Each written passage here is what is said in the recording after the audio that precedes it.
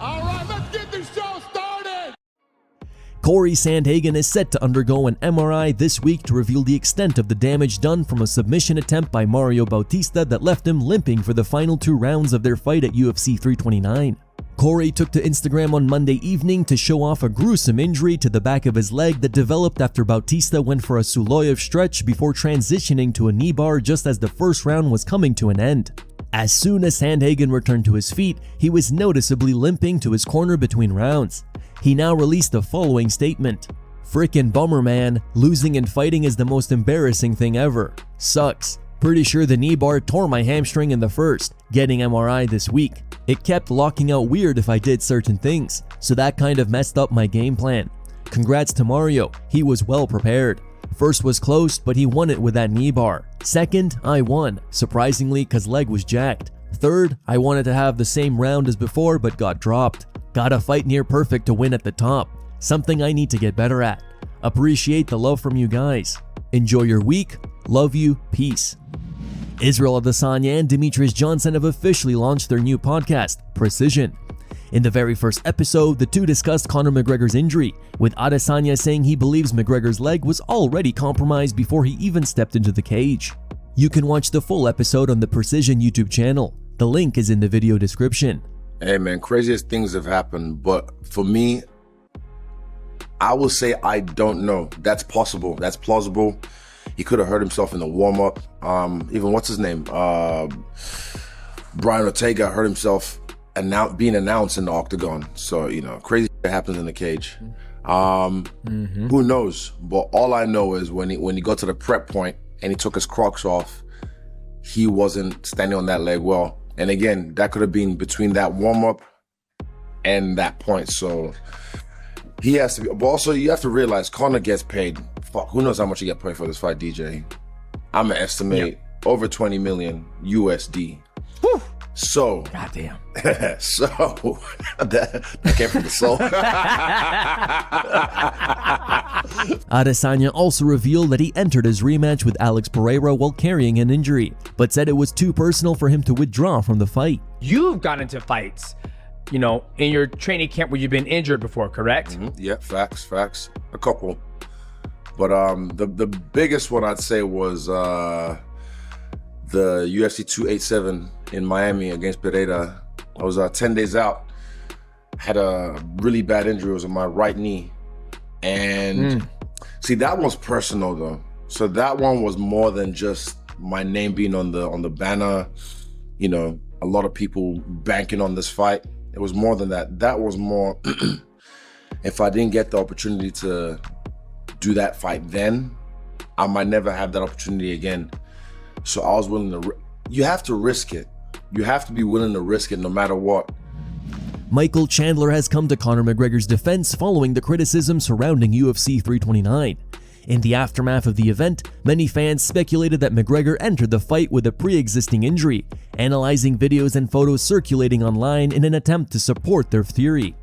In a video posted on his Instagram page, Chandler dismissed those claims, calling it absolute nonsense to suggest that McGregor knowingly went into UFC 329 carrying an injury. I would be absolutely surprised, like the most surprised person on the planet, if Conor just showed up for a paycheck, limped in there, and said, "I don't care, I'm gonna give you guys 1 minute, shave my head into a mohawk, show up, do the intros, and then just bow out 1 minute later." You can say what you want about Conor, but one thing he is not, he's not a quitter. One thing he is not is a bamboozler. The body is unpredictable, and every fight is unpredictable. And if you look at Conor, because I've had a lot of people say, man, why would Conor do that? He came out like an idiot, jumped across the cage and threw a kick.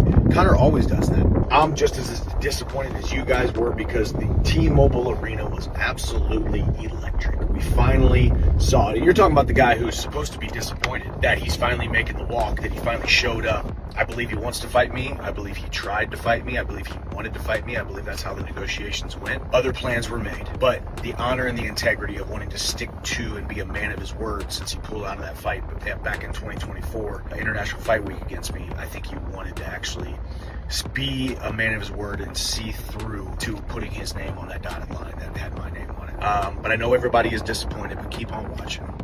This ain't the last you're going to see of Conor. And I'm excited to see how it all plays out. God bless. I'll see you at the top. Conor McGregor is receiving no sympathy from his former rival Dustin Poirier. On Monday, Poirier appeared on The Fight with Teddy Atlas, where he took aim at McGregor following his UFC 329 loss. Poirier claimed McGregor looked unhealthy and suggested that it may be time for the Irishman to retire. Definitely, he looked bloated. I thought his face looked a little shiny under his eyes, looked a little full. His cheeks looked full. Could be because he's been living an unhealthy lifestyle. I don't feel like 15 pounds would make you your face that bloated. I don't know what's going on. His body looked fit. His face looked unhealthy. When you don't live the healthiest lifestyle, your body's more susceptible to injuries. It weakens everything when you live an unhealthy lifestyle. The shiny, swollen face could have been telling us the whole time this guy's coming into this not at 100%. And he looks in the mirror and asks himself, what the hell am I doing? Why am I doing this? How many times can you do this before people start moving on? He's addicted to the limelight, addicted to people talking about him. He's addicted to being in headlines. I don't know if he's addicted to the fight itself anymore. If it's a torn ACL, that's another year. At his age, I think he's done. He's done. He'll never come back the same. But how many times can you cry wolf? We're not flying across the world to watch you fight. We know what we get with you. With the record-breaking career he's had, I would just hate to see him be a freak show fighter like that and only come out for these exhibitions. That's not real fighting to me. I hope he stays on the track in his normal day-to-day life, man. Poirier later appeared on the Deep Waters podcast and continued his criticism of McGregor, calling him a dirtbag and saying that the injury couldn't happen to a better guy. I thought it couldn't have happened to a better guy. You know, that injury couldn't happen to a better guy. Well put. I saw earlier this week, he said karma's a mirror, and it definitely is, man. This guy's a dirtbag, and I don't know if it was nervous energy. I don't know why you would start a fight like that. They're saying this was planned to start the fight like that. There's footage of him like training to open the fight with this jump kick, but I just don't understand why you would do that. That's like a Hail Mary. You're throwing a Hail Mary to start the fight, start a 25-minute fight. I don't understand what was going on with that. Poirier also called for a trilogy fight with McGregor at welterweight once McGregor recovers from his injury. I tell you what, whenever he is healed up, hit me up, Conor. I'll come back and whip you again. Oh, can we get a fourth fight? Yeah, man. Yeah. Something you'd come back for? Would you come back for another fight with Conor? I would come back to whip him again.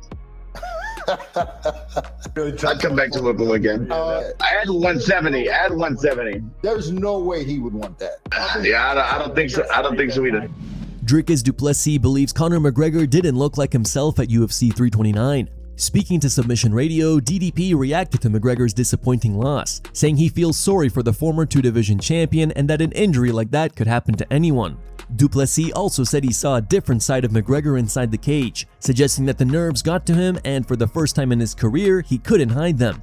He added that McGregor should take a tune-up fight against someone like Michael Chandler or Nate Diaz rather than immediately facing a top, active contender like Max Holloway. Do a Nate Diaz 3 if you have to. Do something like that. Get that tune-up fight, because I understand, he's never been somebody that's nervous. He walks in there and he's his aura. I could see for the first time, 5 years is a long time. Conor, there wasn't any doubt on his face. It was just, you could see the moment was big. It was big. Yeah, he looked different going out there, didn't he? Like different than he always did.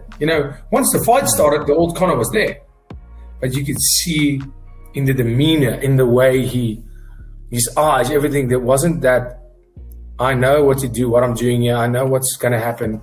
That, and it's not that he didn't have confidence, but there was, and it wasn't doubt. It was that.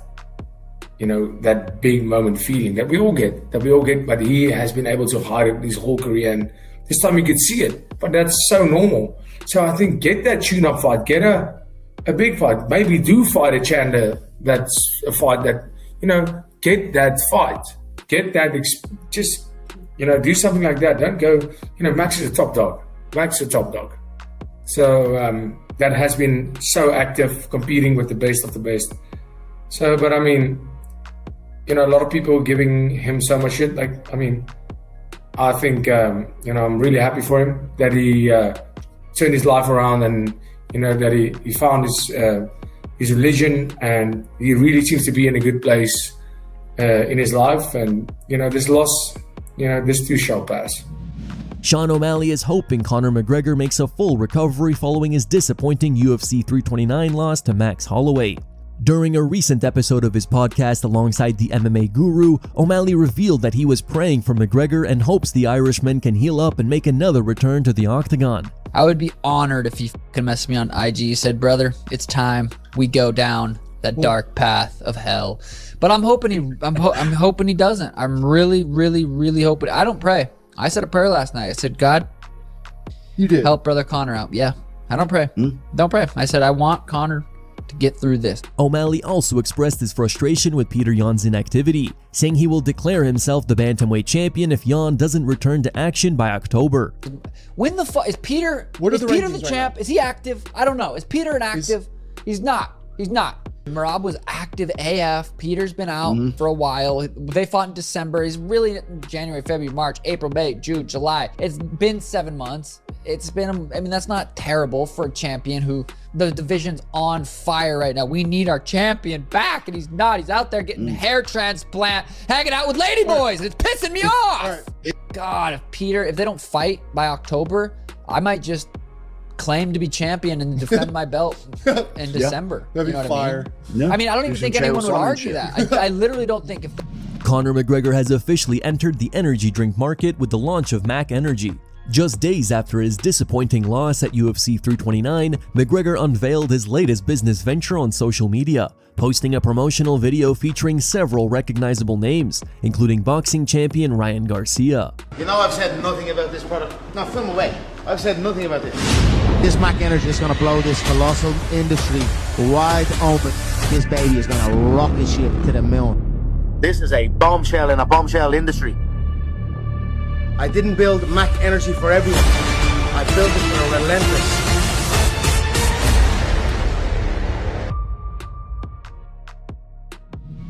Khalil Rountree Jr. is out of his July 25th matchup against Magomed Ankalaev. Fans looking forward to that matchup in Abu Dhabi will be disappointed to know that it's no longer happening, though a new fight has been announced. The promotion confirmed that Magomed Ankalaev will now face Bogdan Guskov in the new headliner. Paulo Costa also revealed in an interview with Ariel Helwani that the UFC contacted him yesterday about stepping in on short notice to replace Rountree and face Ankalaev. However, Costa turned down the opportunity, explaining that 2 weeks was not enough time to properly prepare for such a matchup. They call. They did. They called yesterday.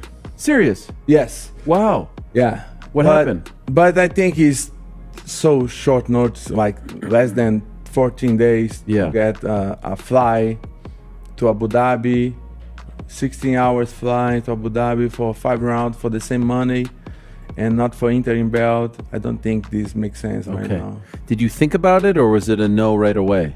I think about, but it doesn't make sense. Okay. I think, my weight is not bad. I'm 234 right now. I should start a very restricted diet because I need like 7 weeks, 8 weeks to make weight properly. Yeah.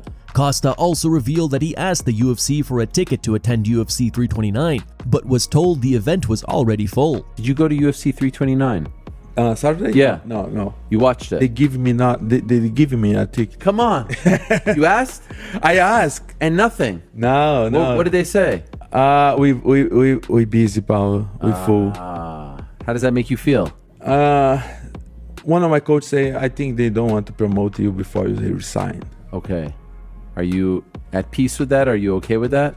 Yeah, if you sometimes I feel like I'd be sad, but it's okay. It looks like things may be improving between Jon Jones and Dana White. The relationship between the two appeared to deteriorate after Jones ultimately turned down a fight with Tom Aspinall following lengthy negotiations. Since then, both men have taken subtle shots at each other, with Dana White recently stating that Alex Pereira could become the GOAT if he defeats Cyril Gane. Ahead of UFC 329, Jones and White crossed paths for the first time since their falling out, but they did not have a chance to exchange words. He's a superstar when he comes in. Now, just days after the event, Jones shared a photo with the UFC CEO, showing him appreciation. He wrote, "Changed my life, always a homie no matter what." UFC 329 is officially in the books, and the first reports of fighter payouts are starting to emerge. According to reports, Conor McGregor earned around $30 million for the event, although the UFC has not released any official figures. If that number is accurate, McGregor made approximately $435,000 for every second he spent inside the octagon. Max Holloway also had a very profitable night, reportedly earning $3 million without having to cut weight or take a single strike. Not a bad night at the office. Then there was Paddy Pimblett, who delivered a dominant performance and finished Benoit Saint-Denis in just over a minute. According to reports, Pimblett earned $1.85 million for the victory. Here's the rest of the reported payout list. Benoit Saint-Denis, $450K. Robert Whittaker, $370K. Cory Sandhagen, $350K.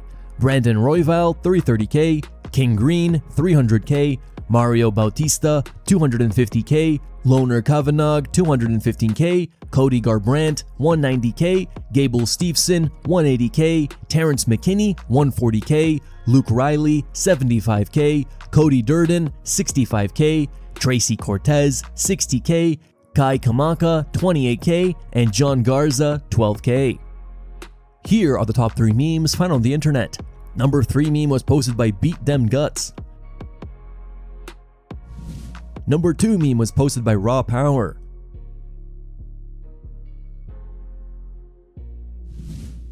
And number 1 meme was posted by Woodham Beardman.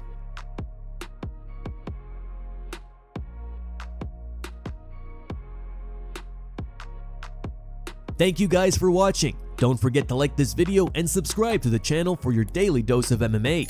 Catch you tomorrow.